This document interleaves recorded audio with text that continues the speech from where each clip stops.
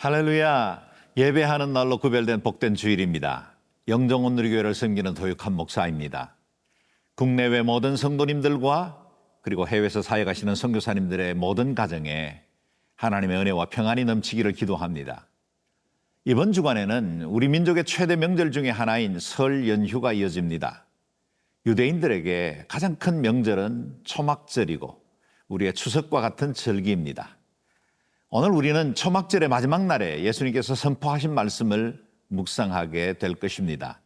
함께 요한복음 7장 37절에서 52절 말씀을 읽어보겠습니다. 요한복음 7장 37절에서 52절 말씀입니다.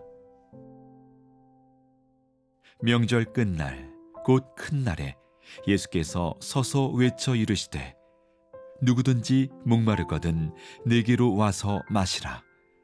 나를 믿는 자는 성경의 이름과 같이 그 배에서 생수의 강이 흘러나오리라 하시니 이는 그를 믿는 자들이 받을 성령을 가리켜 말씀하신 것이라. 예수께서 아직 영광을 받지 않으셨으므로 성령이 아직 그들에게 계시지 아니하시더라.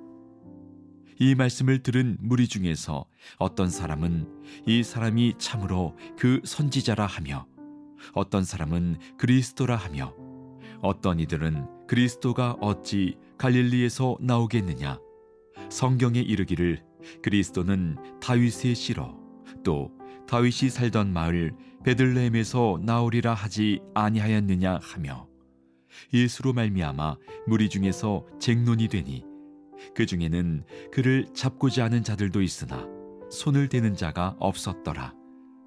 아랫사람들이 대제사장들과 바리새인들에게로 오니 그들이 묻되 어찌하여 잡아오지 아니하였느냐.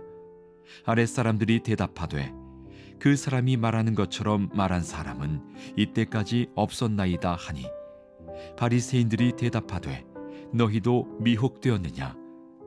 당국자들이나 바리새인 중에 그를 믿는 자가 있느냐. 율법을 알지 못하는 이 무리는 저주를 받은 자로다. 그 중에 한 사람 곧 전에 예수께 왔던 니고데모가 그들에게 말하되 우리 율법은 사람의 말을 듣고 그 행한 것을 알기 전에 심판하느냐. 그들이 대답하여 이르되 너도 갈릴리에서 왔느냐. 찾아보라. 갈릴리에서는 선지자가 나지 못하느니라 하였더라. 예루살렘은 초막절을 지키기 위해서 올라온 수많은 유대인들로 인해서 북적거렸습니다. 초막절은 한 주간이었지만 거기에 하루를 더해 8일 동안 절기를 지켜왔습니다. 오늘 본문에 기록된 예수님의 유명한 말씀은 명절 끝날 곧 8일째 되는 날에 선포하신 말씀입니다. 37절 38절 말씀을 읽어보겠습니다. 명절 끝날 곧 큰 날에 예수께서 서서 외쳐 이르시되 누구든지 목마르거든 내게로 와서 마시라. 나를 믿는 자는 성경의 이름과 같이 그 배에서 생수의 강이 흘러나오리라 하시니. 초막절에 성전에 올라온 유대인들이 지키는 정기적인 행사가 하나 있었습니다. 매일 행렬을 지어서 실로암 못으로 가서 물을 깃고 그리고 성전 문에 붓는 행사이죠. 선조들이 광야에서 목마를 때에 하나님께서 반석에서 물을 내어 마시게 하신 이 기적을 기념하는 행사였던 겁니다. 초막절 행사가 마무리되던 그날에 예수님은 육신의 목마름을 해결하는 물뿐만 아니라 영혼과 심령의 목마름을 해결할 수 있는 또 다른 생수에 대해서 말씀하십니다.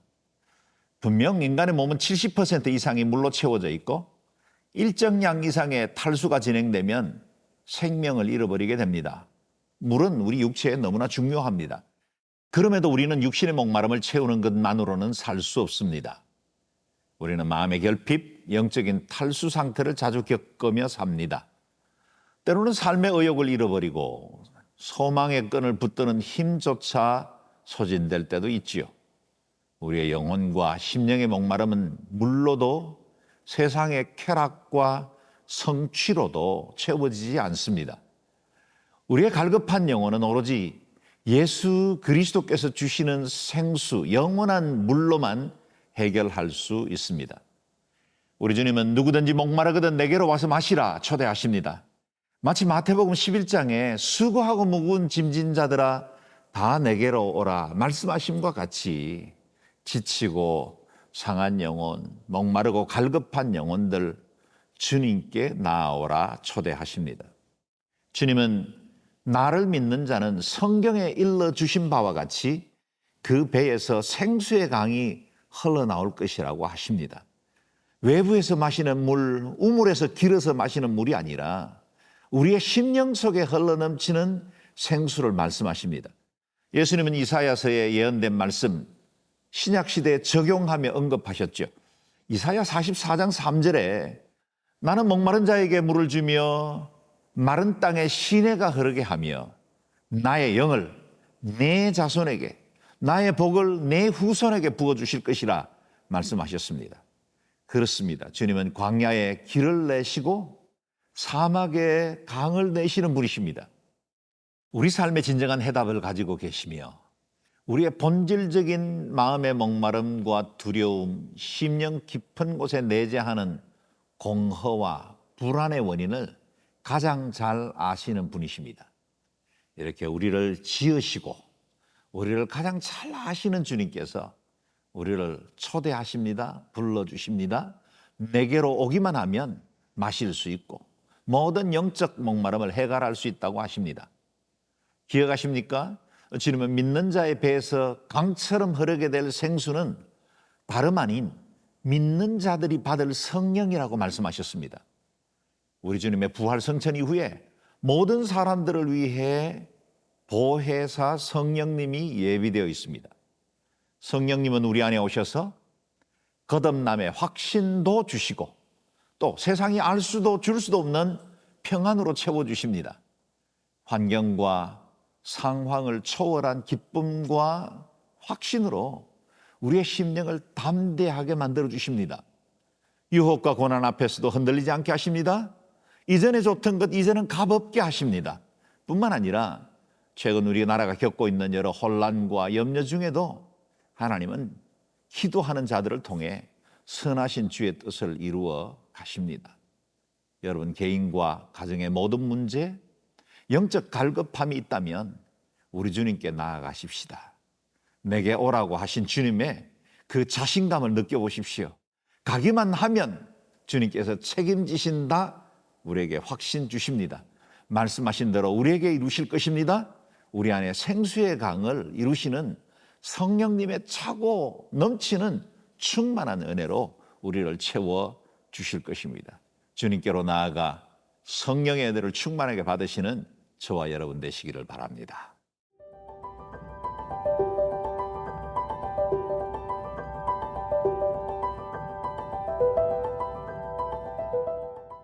예수님의 말씀을 들으면서 사람들의 반응은 여러 갈래로 나뉩니다. 어떤 사람은 이 사람이 참으로 선지자라 하였고 또 어떤 사람은 구약에 예언되었던 그리스도라고 합니다. 다른 한편에서는 부정하고 배척하기도 합니다. 어찌 그리스도가 갈릴리에서 나올 수 있겠느냐? 그리스도는 다윗의 씨로 베들레헴에서 나오리라 하지 않았느냐? 하고 주장합니다. 실제로 그들은 메시아에 대한 구약의 예언에 대해서 누구보다 잘 알고 있었지만 우리 예수님께서 바로 그 예언의 성취로 오셨다는 사실을 제대로 깨닫지 못했습니다. 이방의 갈릴리를 영화롭게 하셨다는 말씀도 알았겠죠? 베들레헴에서 이스라엘을 다스릴 자가 나올 것이라는 예언도 알았을 겁니다. 그리스도의 생애에 대해서 제대로 연결시키지 못하고 있었을 뿐 그들이 알고 있었던 구약 성경의 말씀에 성취로 오신 그리스도가 그들 눈앞에 있음에도 불구하고 그들은 바로 주님을 알아보지 못한 겁니다. 예수님으로 인해서 무리들 사이에 쟁론이 일어나기는 했지만 그 누구도 감히 예수님께 손을 대는 자가 없었습니다. 특히 대제사장과 바리새인들은 성전에 경비병들을 보내서 예수님을 잡아오라고 했지만 그들은 감히 주님을 붙들어 올 수가 없었습니다. 46절의 대답을 보십시오. 아랫사람들이 대답하되 그 사람이 말하는 것처럼 말한 사람은 이때까지 없었나이다.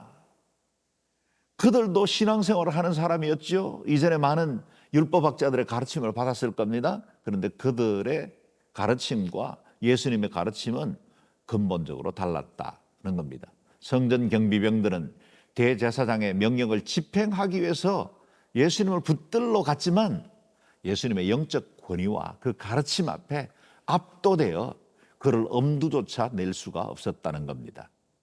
그 사람이 말하는 것처럼 말한 사람은 이때까지 없었나이다. 이 예수님의 영광스러운 모습을 보고 그 위험 있는 말씀을 직접 들었으니 그들이 그렇게 반응하는 것도 당연할 겁니다. 바리새인들이 강팍한 마음으로 질책한 것과 같이 실제로 그들도 주님의 가르침에 미혹되어 가고 있었다는 겁니다. 책망했지만 오히려 역으로 그건 그들의 마음이 변화받고 있다는 사실을 보여주기도 합니다. 바리새인들이 성전 경비병들을 책망하면서 이런 말을 덧붙입니다. 들어보십시오.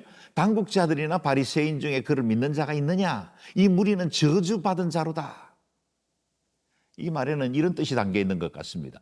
너희들은 율법과 전통에 무지해서 그렇게 미혹되지만 똑똑한 사람, 성경을 많이 아는 사람 중에 아무도 예수님을 따르는 사람이 없지 않느냐는 겁니다.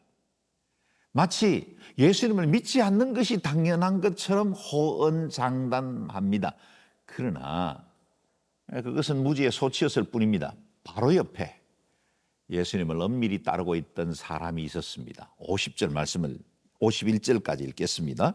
그 중에 한 사람 곧 전에 예수께 왔던 니고데모가 그들에게 말하되 우리 율법은 사람의 말을 듣고 그 행한 것을 알기 전에 심판하느냐? 니고데모는 밤중 깊이 예수님을 찾아왔던, 그래서 거듭남에 대해서 질문했던 관은 바로 그 사람입니다. 전에는 사람들의 눈을 피해 예수님을 찾아왔으나 지금은 담대하게 주님을 변증하는 사람으로 변화되어 있습니다. 예수님과 그의 가르침에 대해서 충분히 알아보지도 않고 섣불리 판단하는 것은 율법에도 맞지 않다라고 주장한 겁니다. 니고데모는 다른 관은 바리새인들로부터 곧 비난을 받습니다. 너도 갈릴리에서 왔느냐? 니고데모는 존경받는 관원이었고 많은 사람들을 가르치는 스승이었습니다. 그러나 주님을 변호하는 듯한 발언을 하자 곧바로 그에게 사람들은 대적하고 공격하기 시작한 겁니다.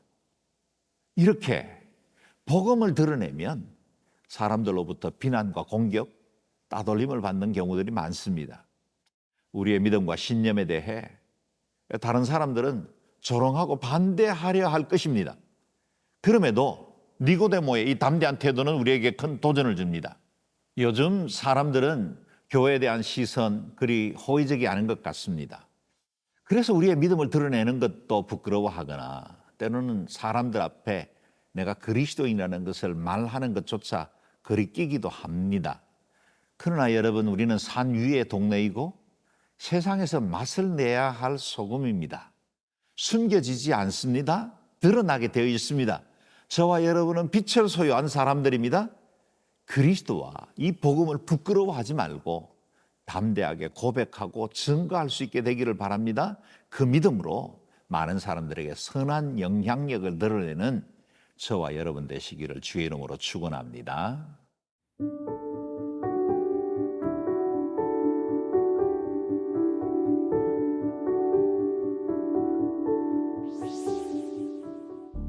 존귀하신 주님, 우리도 목마를 때가 있습니다. 우리 속에 생수의 강이 흘러넘치도록 성령으로 충만하게 하여 주옵소서.